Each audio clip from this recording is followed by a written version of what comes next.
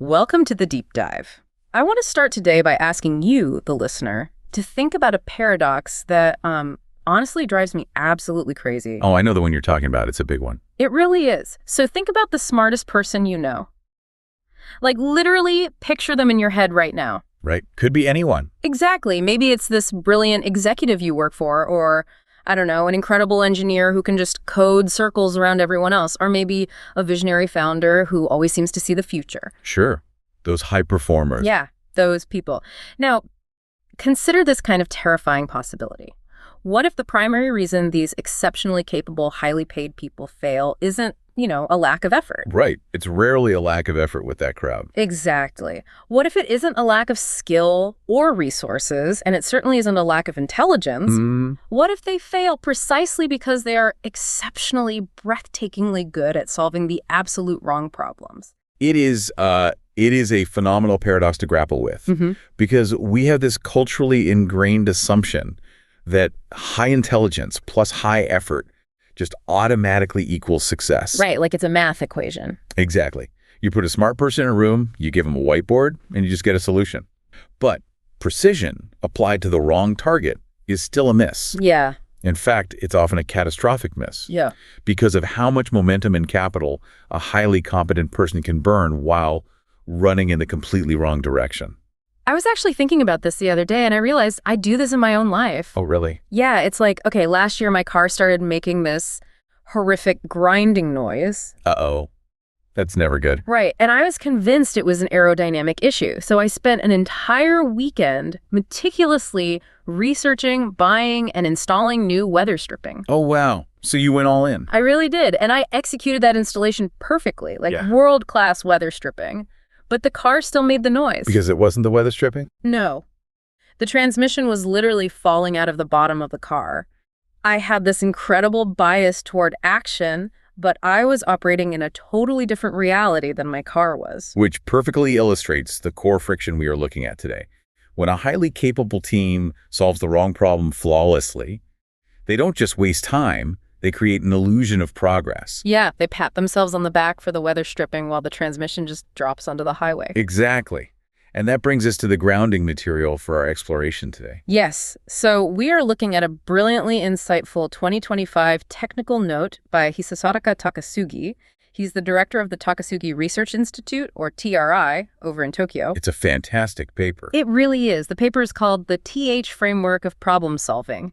But we aren't just looking at the standard framework today. No, we are dissecting the revised edition. And this specific edition integrates something Takasugi calls metaphysical psychology. Which I know metaphysical psychology sounds like something you'd need like 3 PhDs and a sensory deprivation tank to understand. Right. It sounds incredibly dense. But I promise you the application of this is incredibly grounded. It really bridges this massive gap between high-level organizational strategy and the deep, often uncomfortable psychological mechanics of how our brains literally perceive reality when we are under pressure. And that is our mission for this deep dive. We are going to unpack how to stop misframing the challenges in front of you. We're going to explore a brilliantly simple 2x2 matrix that could genuinely save organizations millions of dollars. And months of wasted human life, honestly. Yeah. And then we are going deeper. We are going to uncover the psychology of why our brains actively, aggressively resist seeing reality when we are stressed. Because that's the real root of it all. Right. So whether you are listening to this and you're leading a massive corporate team, or you're prepping for a critical board meeting, or you're just trying to figure out why a personal project is stuck in the mud, this framework is going to fundamentally change how you diagnose the obstacles in your way. Because we have to examine the internal conditions that dictate whether any diagnostic tool actually works. I mean, a framework is just a piece of paper. The tool is only as good as the mind wielding it. Okay, let's unpack this. Takasugi kicks off the paper with a premise that sounds simple but has massive implications. Right. He states that a wrongly framed problem creates the wrong agenda, and that wrong agenda consumes resources, attention, and credibility until there's just nothing left. If we connect this to the bigger picture, you have to think about what the word agenda actually means in a practical corporate setting. Yeah, it's not just a piece of paper. No, an agenda is not just a bulleted list of topics for a Tuesday morning stand-up. An agenda is the literal allocation of human life, capital, and organizational focus. That's a great way to put it. It dictates what hundreds or thousands of people do with the limited hours they have on this earth. So when a leader misframes a problem, they aren't just making a minor cognitive typo on a spreadsheet. No, they are directing a massive, heavy machine to drive at full speed down a dead-end street. Exactly. And the text gives us some hauntingly familiar examples of this. Oh, yeah. These hit a little too close to home. Right. Picture a leadership team pouring millions of dollars into a bold, flashy innovation initiative. They want to disrupt the industry. They think they are being visionary. But the real issue, the actual unsexy problem they are facing, is that their internal processes are entirely broken. Yeah, they can't even deliver their core product on time, but they are funding like a VR metaverse strategy. It's absurd when you step back and look at it. Or consider the scenario of a CEO who launches a sweeping company-wide cultural transformation. Oh, the classic offsite retreat. Exactly. They are doing offsites, they are rewriting the company values, they are focused on synergy and empowerment. Meanwhile, they are completely ignoring a festering compliance risk in their accounting department, something that could literally invite federal regulators to shut the company down. Yeah, or a business aggressively chasing hyper-growth targets, pouring money into sales and marketing, only to realize way too late that their core operational infrastructure was built on toothpicks. And it just crumbles under the new demand. It's the medical equivalent of a highly skilled surgical team performing a flawless textbook operation. On the completely wrong leg. Yes, on the wrong leg. The skill is there, the scalpel is sharp, the anesthesiologist is dialed in. The execution is an absolute 10 out of 10. But the diagnosis was fatally flawed from minute one. So the outcome isn't just a lack of progress, it's active harm. And what's fascinating here is Takasugi's perspective shift on why this happens. He goes out of his way to clarify that this doesn't happen because leaders are careless or stupid. Right, you don't get to run a Fortune 500 company by being an idiot. Exactly. It happens because there is a profound lack of discipline in naming problems correctly before springing into action. Yes. Western business culture, in particular, has this intense bias toward action. We want to cut, to use your surgeon analogy. We reward the person who immediately starts cutting. We do. We do not reward the person who stands in the operating room for an extra 10 minutes questioning if we are looking at the right leg. So if misclassification is the disease, if we are constantly operating on the wrong leg because we are so desperate to look busy, what is the diagnostic tool? Like, how do we actually figure out what the problem is before we pick up the scalpel? Well, this is where the paper introduces the TH method of problem characterization. And the beauty of the TH method is how ruthlessly it cuts through corporate noise. It really does. It relies on just two dimensions, two incredibly basic questions that create a simple 2x2 matrix. So what's the first question? The first question deals with the fundamental nature of your objective. Is your goal to fix or protect something, or is your goal to pursue growth and capture new value? Put simply, is the problem corrective or is it aspirational? Exactly. Are we stopping a bleed or are we building muscle? That's the first filter. Got it. And the second question? The second question is about the visibility of the issue. Is the problem obvious to everyone who walks into the room, or does it require careful, deliberate detection to even notice it exists? Meaning, is it visible or is it hidden? Yes. So those are the two axes, corrective versus aspirational, and visible versus hidden. Let's break down the 4 quadrants this matrix creates, starting with the corrective side. So these are the problems where we are fixing or protecting something. Right. Quadrant 1 crosses corrective with visible. Takasugi calls this a restoration problem. A restoration problem is an obvious, screaming breakdown that simply must be fixed. The examples the text uses are undeniable emergencies. Like a major product recall where items are literally catching fire. Or a catastrophic IT outage where your entire e-commerce platform goes down on Black Friday. Yeah. Everyone can see the smoke, and everyone from the intern to the board of directors knows it needs to be fixed immediately. It is deeply corrective, and it is highly visible. Now, for every single quadrant, the paper introduces this concept called an ontological demand. Yes, the ontological demand. I want to pause here because when I first read that phrase, my brain almost shut off. It sounds incredibly dense. It does sound like academic jargon. Right. But the way Takasugi uses it is actually quite profound. For a restoration problem, the ontological demand is facing broken reality without denial. What does that actually mean in plain English? So ontology is simply the philosophical study of being, of what is real. Right. So when Takasugi talks about an ontological demand, He is essentially asking, what does reality require of you in this specific moment, whether you like it or not? Okay, that makes sense. In a restoration problem, reality is broken. Your product failed. Your system crashed. You are losing $1 million an hour. So what does reality demand? The demand that reality places on you is that you look at that failure without flinching, without trying to spin it for the press, and without denial. You have to accept the brutal truth that your status quo is shattered. Which sounds obvious, but think about how many companies have a massive data breach and spend the first 3 days trying to downplay it instead of just facing the broken reality. Exactly. They fight the ontological demand. But once you finally accept it, the paper outlines a solution logic for restoration problems. It's a sequenced 2-step process. First, you perform immediate first aid. You contain the damage, stop the bleed, and stabilize the system. You get the servers back online. Right. But the critical second step is implementing fundamental fixes. You have to identify the root causes to ensure the server never goes down that way again. And that second step is where the vast majority of organizations fail, even when they correctly diagnose a restoration problem. Because they just stop after the first aid. Yes. They do the heroic first aid. Right. The engineers stay up for 48 hours to get the website back online. Management buys everyone pizza and hands out bonuses. But they never do the deeply unsexy fundamental root cause fix because the visible pain has stopped. Consequently, the same restoration problem just keeps returning every 6 months. That makes total sense for the stuff that's actively on fire. But what about the ghosts in the machine? Like the stuff that keeps a CEO up at night precisely because it hasn't broken yet? Ah, yes. The text talks about this hidden side of the corrective coin, which is quadrant 2. Takasugi calls this a latent problem. Latent problems are arguably the most psychologically taxing space for a leader to inhabit. They are corrective.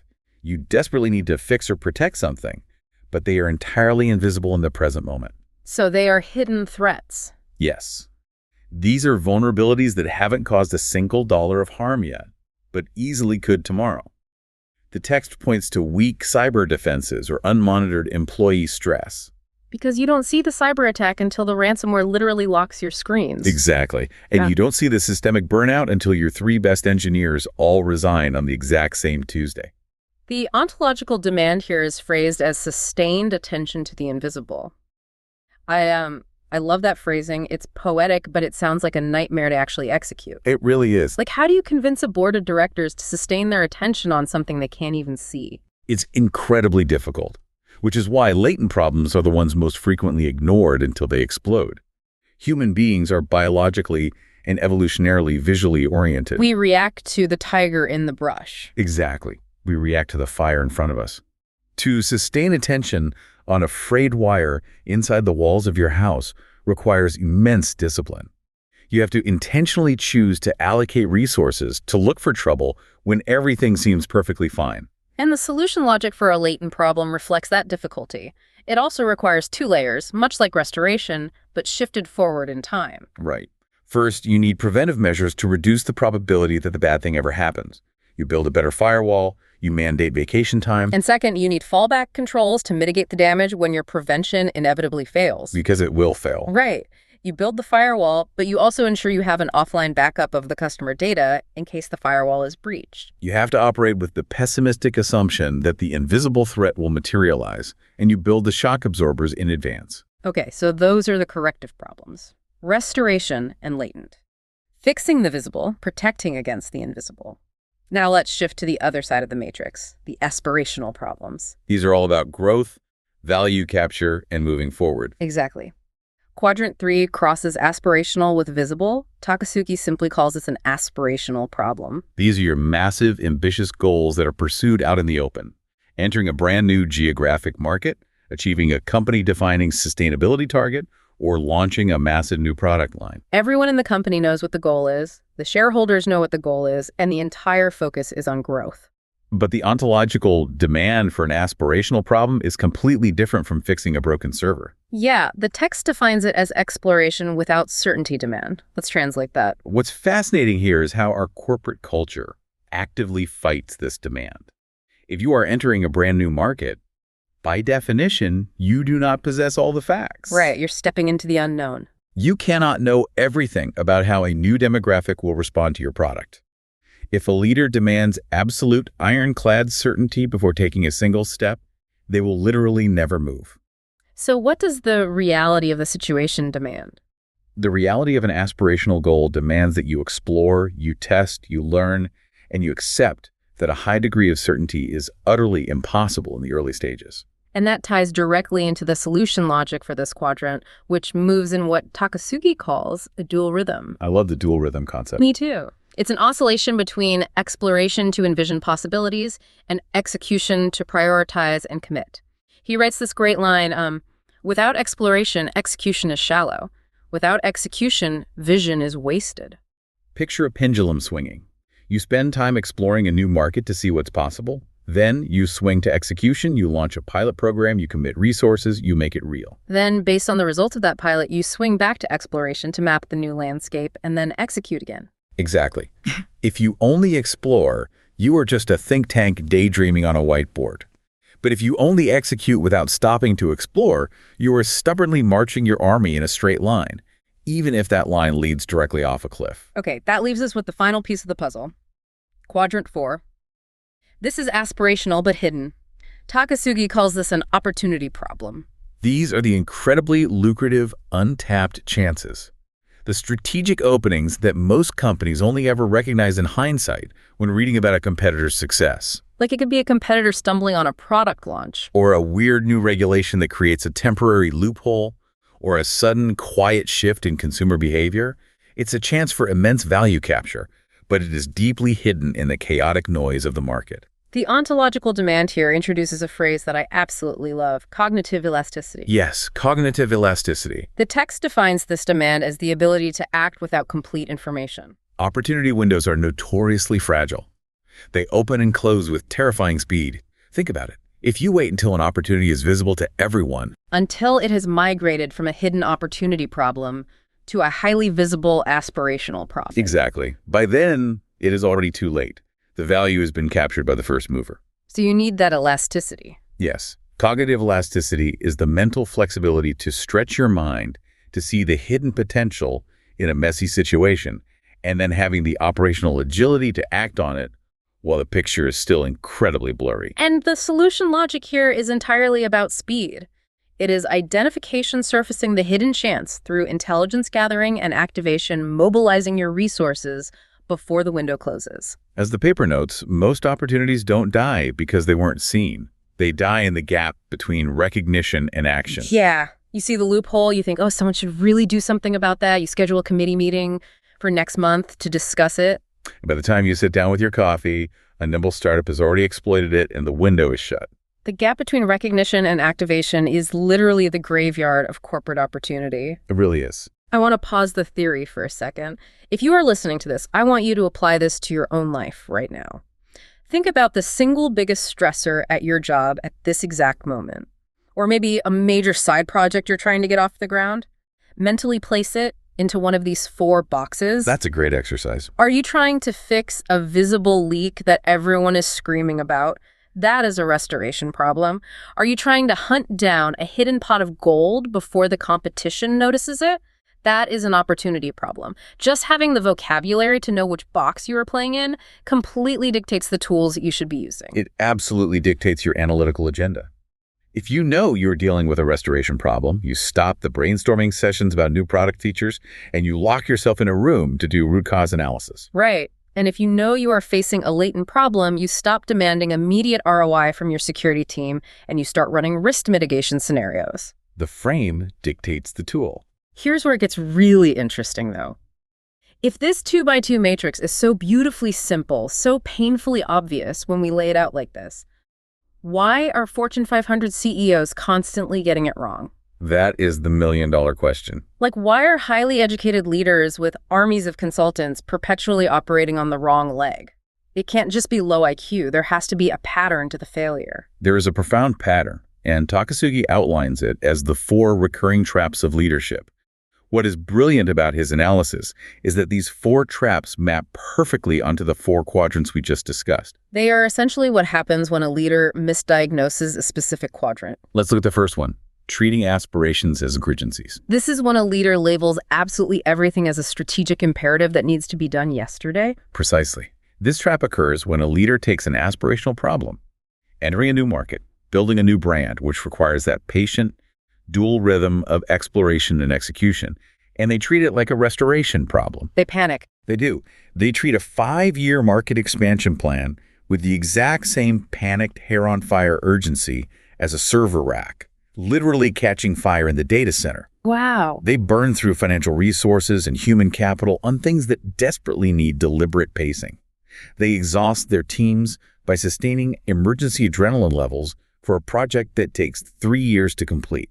Okay, the second trap is the exact inverse of that. Solving aspirations with quick fixes. This happens when a leader secretly knows they have a deep structural restoration problem. Maybe their supply chain is fundamentally broken or their company culture is incredibly toxic. But fixing those things is grueling. It's hard work. Extremely hard. So instead, they try to solve it with a shiny, aspirational quick fix. They launch a flashy new customer app, or they bring in consultants to rebrand the mission statement entirely to mask the fact that the underlying plumbing of the company is rotting. It's like putting a fresh coat of paint on a house that has severe termite damage to the foundation. Exactly. Then we have the third trap, overanalyzing opportunities. Remember, opportunity problems are hidden, blurry, and require rapid activation before the window slams shut. The trap here is treating that fleeting opportunity like a massive long-term aspirational problem. So they see a delicate, brief opening in the market. But instead of acting with cognitive elasticity and moving quickly with incomplete information, they demand absolute certainty. They commission a 6-month feasibility study. They run it through 4 different risk assessment committees. And they bury the opportunity in bureaucracy until it is completely dead. Yes. And the final trap, ignoring latent risks. This is the quiet killer. It really is. Latent problems are those invisible risks, like cybersecurity or structural burnout. The trap is simply ignoring them until they inevitably erupt into a highly visible restoration crisis. Because they are hidden, it requires zero effort to pretend they don't exist. Exactly. Leaders don't want to spend budget fixing something that isn't technically broken today, so they wait. They ignore the warnings from their IT department. And then the massive data breach happens, and it costs them 10 times as much to clean up the PR disaster as it would have cost to build the firewall in the first place. The text provides some incredible case studies from the field to illustrate these traps in action. They are framed as hypothetical scenarios, but I mean, if you've spent any time in the corporate world, you know these are based on real boardroom bloodbaths. Oh, without a doubt. Let's dive deep into the global manufacturing leadership team. Okay, so this is a textbook example of Trap 2, solving foundational issues with flashy fixes. This manufacturing team was convinced they faced an aspirational challenge. The executives went to a tech conference, came back energized, and decided they needed to launch a cutting-edge digital platform. Right, they wanted an app that tracked their products globally, utilizing AI to differentiate themselves in a crowded market. They wanted this shiny new toy to show off at the next shareholder meeting. But when an external consultant came in and applied the TH assessment, it revealed a terrifying truth. Their real problem was not aspirational. It was a deep restoration problem. Their core IT infrastructure, the very backbone of their factories, their legacy inventory systems, was completely unreliable. It crashed twice a week. If they had attempted to build that flashy AI digital platform on top of their crumbling 15-year-old IT infrastructure, it would have been a catastrophic millions of dollars failure. But by reframing the problem from aspirational to restoration, they entirely changed their agenda. They stopped designing the app interface and spent the next year fixing the plumbing. Which is agonizingly boring work, but it's the only way the shiny new bathroom fixtures will actually function. Yeah. Now let's look at the financial firm example. They were dedicating massive resources to prepare a digital compliance upgrade. On paper, that sounds entirely aspirational. We are modernizing, we are upgrading, we are innovating our compliance. But the TH lens shifted the entire reality of the project. It wasn't aspirational at all. It was latent. Right. It wasn't about creating a slick user interface for their compliance officers. The organization was highly vulnerable to massive hidden regulatory risks due to new international laws. The problem wasn't building something new and exciting. It was protecting the organization from a devastating invisible threat. So the entire focus of the initiative shifted. They scrapped the UI/UX design meetings and moved all the funding into systemic monitoring, automated stress testing, and fallback controls. It completely changed who was hired for the project and how success was measured. And then there's the hospital board. This one is fascinating because it shows how time sensitivity completely changes the quadrant. So the board is debating an expansion into a new facility across town. This perfectly illustrates trap 3, overanalyzing opportunities. Normally, a hospital expansion is a classic aspirational problem. It's long-term, it's highly visible, it involves zoning laws, and it requires years of meticulous cost-benefit analysis. But the TH framework revealed a critical shift in the environment. A major competitor's construction project had been unexpectedly delayed by a massive zoning dispute. It created a sudden, unrepeatable loophole. Right. It wasn't a 10-year aspirational problem anymore. The competitor's failure transformed it into a narrow window opportunity problem. That delay created a fleeting chance to capture that specific geography first. If they waited, the competitor would resolve their zoning issue and dominate the area. The endless, cautious cost-benefit analysis had to stop immediately. They needed rapid mobilization. They needed cognitive elasticity to act before all the demographic studies were finished. The clarity of properly naming the problem accelerated their decision-making and allowed them to seize the market. Okay, I need to stop you here because I have to push back on this entire premise. Okay, let's hear it. I am reading these examples, and yes, the framework is elegant, the matrix is very clean. But I'll be honest, it sounds like we are just standing around criticizing leaders for lacking 20/20 hindsight. I see what you're saying. Like, oh, silly CEO, you thought it was an aspirational problem, but obviously it was a restoration problem. But let's be real. If I am a shareholder or if I am a venture capitalist funding a startup, I want my CEO treating everything like an emergency. You want that drive. Yes. I want them demanding certainty. I want aggressive, relentless execution. Isn't this entire framework just an excuse for academic indecision? Are we really just saying leaders need to be more philosophical? That is the exact right challenge. And honestly, it is the crux of why most management frameworks fail in the real world. If this paper stopped at the 2x2 matrix, I would agree with you entirely. It would just be another whiteboard drawing. It would just be another consultant's whiteboard exercise. But Takasugi addresses your pushback directly, and this is what elevates the paper into a profound psychological insight. He introduces the integration of metaphysical psychology. Here we go. The framework isn't failing because leaders lack hindsight or because they are stupid. It is failing because a specific, biologically driven mode of thinking literally hijacks their brains before the diagnosis even begins. Metaphysical psychology, MP for short. This is where we get into the real meat of the issue. To understand why the CEO makes the wrong call, despite having all the data, we have to look at the two fundamental orientational modes that MP distinguishes: want thinking and must thinking. Okay. These are translations from the Japanese concepts, and understanding the difference is the key to the entire framework. Let's break these down. The text defines want thinking, the Japanese term is yokyushiko, as an open, preference-based orientation toward reality. It's the stance of someone who is genuinely curious about what is actually true in the room. And we have to be clear here, because of your pushback about wanting an aggressive CEO. Want thinking does not mean you are passive. It does not mean you don't care about the outcome. Right, you still have goals. You have strong preferences. You want the new product to launch on time. You want the profit margin to hit 20%. But those preferences remain open. You are still psychologically capable of looking at the messy reality of your supply chain and saying, okay, what is actually happening here? You can tolerate the intense discomfort of discovering that you might be wrong. And contrast that with the villain of the piece, must thinking, kyohakushiko.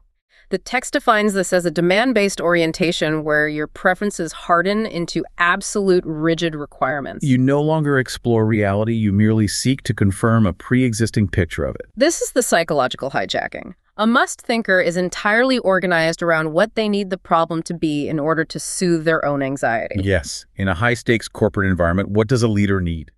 They need the problem to be solvable, visible, controllable, and ideally something they already possess the skills to fix. They must have an answer for the board. They must project absolute decisiveness. And the paper makes a point that I think is incredibly empathetic. It explicitly states that must thinking is not a character flaw. It doesn't mean you are a bad leader. It is a pervasive, almost evolutionary default mode, triggered by urgency, anxiety, and the immense pressure of responsibility. Exactly right. When you are sitting at the head of a boardroom table, your company's stock is down 15%, millions of dollars are evaporating, and 20 people are staring at you waiting for instructions. Your brain does not want to sit in open, curious want thinking. Your nervous system is screaming at you. The anxiety triggers a deep biological fight-or-flight response. Your nervous system demands that the discomfort stops immediately. So you unconsciously shift into must thinking. You demand a simple, solvable problem, and if reality doesn't provide one, your brain will literally invent one. This is the puzzle piece falling into place for me. This explains why the 4 traps happen. Let's map this biological hijacking to the traps we discussed. Why do we fall into trap 1, treating aspirations as emergencies? Because of must mode urgency. Must thinking brutally compresses time.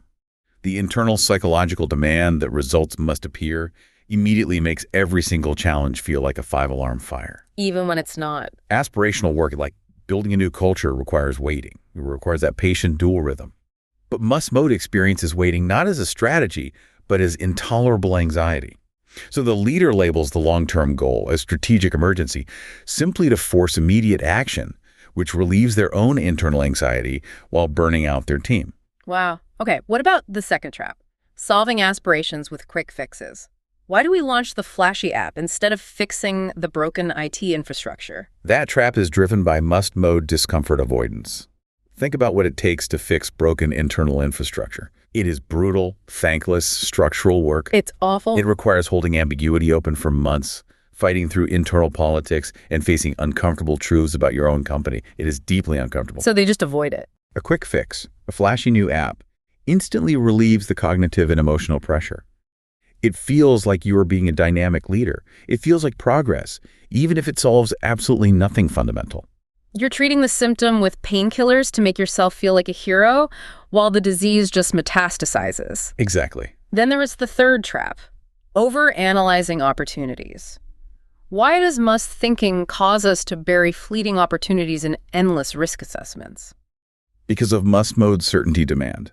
We established that opportunity problems are inherently action under uncertainty problems. You have to leap before you look. But a must thinker physically cannot tolerate uncertainty. They must know the outcome before they commit capital. The anxiety of acting without full information is paralyzed. So they demand a spreadsheet, and when that spreadsheet isn't conclusive, they demand another spreadsheet. Yes. And here is the brutal truth Takasugi points out.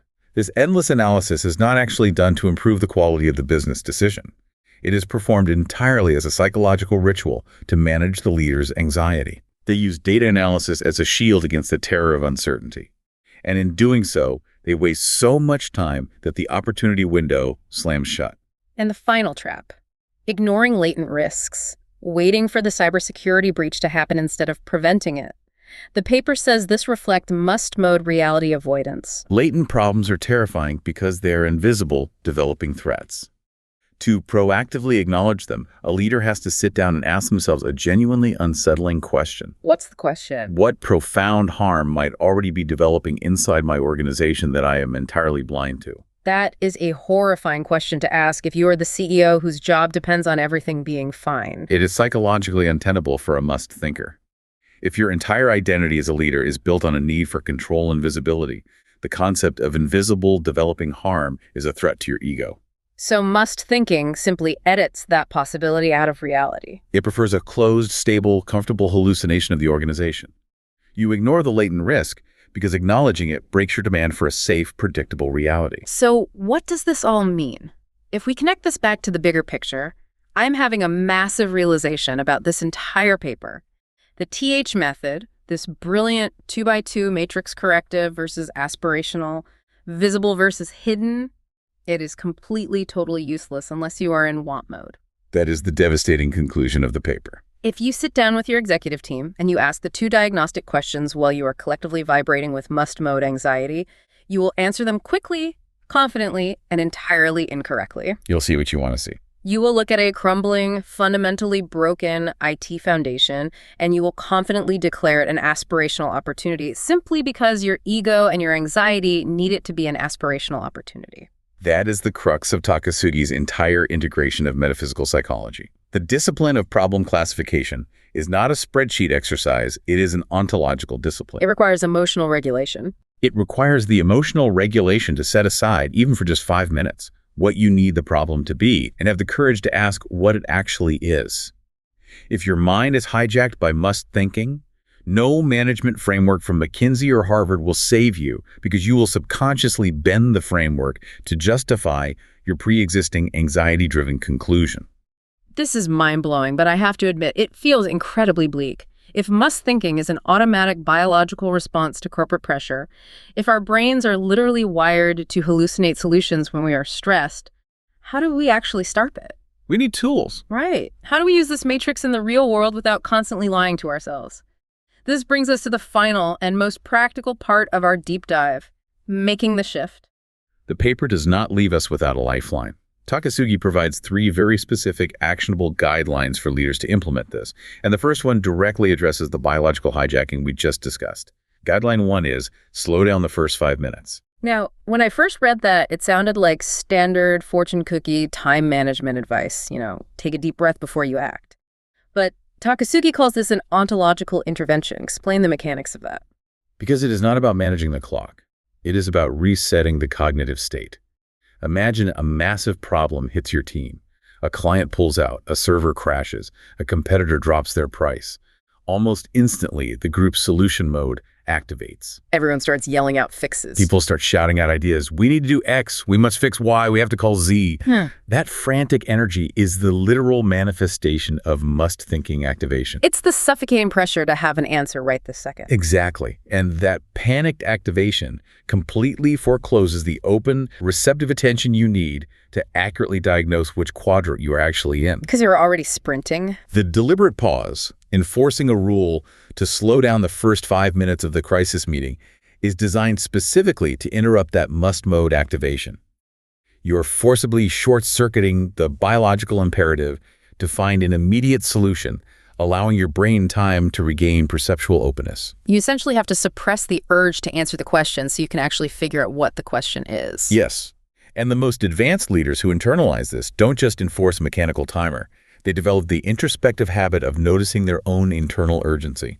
Like paying attention to their own body. When they feel that panicked, tight-chested need to act immediately, they recognize that physical sensation as a warning signal that their judgment is currently compromised by must-thinking. But the feeling of urgency itself becomes the trigger to pause and evaluate the problem. That is incredibly practical. Yeah. Guideline 2 is just as fascinating, and it deals with the social dynamics of a team. It says, name the type explicitly. If you are sitting in a war room, you literally have to say out loud, I believe this is a restoration problem, or we are looking at a latent problem. Why is speaking it aloud so critical? There is profound psychological reason for this. It externalizes the frame. Break down how that works in a typical meeting. Think about a high-pressure, high-stakes meeting. Someone, usually the most dominant personality in the room or the highest-ranking executive, will implicitly frame the problem through the way they talk about it. Right. They might treat a complex, hidden, latent risk as a simple, visible annoyance. Because they are operating in must mode, they project their anxiety-driven framing onto the entire room. And if no one challenges it, it just sticks. If no one explicitly names the frame out loud, the group just unconsciously absorbs it. It becomes the invisible working assumption that governs the entire multi-million-dollar project. The text has a quote that absolutely floored me. A frame that is never spoken is a frame that cannot be questioned. It is brilliant. Naming the problem type out loud violently disrupts that invisible social dynamic. When a junior executive has the courage to say, before we proceed, I believe we are dealing with a restoration problem here, they take the implicit assumption and put it in the center of the table. They make it a tangible object of shared scrutiny. Now the rest of the team can look at it and say, actually, is it restoration? Or is it an opportunity problem? You break the hypnotic spell of the dominant must thinker. It gives the entire team linguistic permission to diagnose the diagnosis. Precisely. You can't debate a ghost. You have to give the assumption a name so you can interrogate it. Which leads us to the final guideline, Guideline 3. This one tackles the uncomfortable truth that real life is inherently messy. The guideline is, beware of hybrids and cultivate cognitive elasticity. Because problems are rarely simple. Right. We love clean matrices, but real corporate problems rarely fit neatly into one of 4 boxes. What happens when a problem is a hybrid? What if it is both restoration and aspirational simultaneously? Like what? Like our core manufacturing process is broken and bleeding money, so we need to fix it. But we also want to use the redesign process to leapfrog the competition with green tech. Takasugi is very clear that hybrid problems are not anomalies. In complex, global organizations, they are the standard operating reality. And this brings us back to that crucial concept of cognitive elasticity. Nichiteki danryokusei. The ability to hold two conflicting problem classifications in your head simultaneously without your brain short-circuiting. This is exceptionally difficult for the human brain to achieve. We crave simplicity. We want a single label so we can deploy a single playbook. Cognitive elasticity is the mental capacity to absorb the immense tension of competing framings. It sounds exhausting. You have to hold the terrifying reality that you are bleeding out and need an immediate tourniquet, which is a restoration mindset, while simultaneously holding the visionary plan for the marathon you want to run next year, which is an aspirational mindset. To explain how this works, the text uses this incredibly powerful metaphor from material science. It compares cognitive elasticity to a shape memory alloy.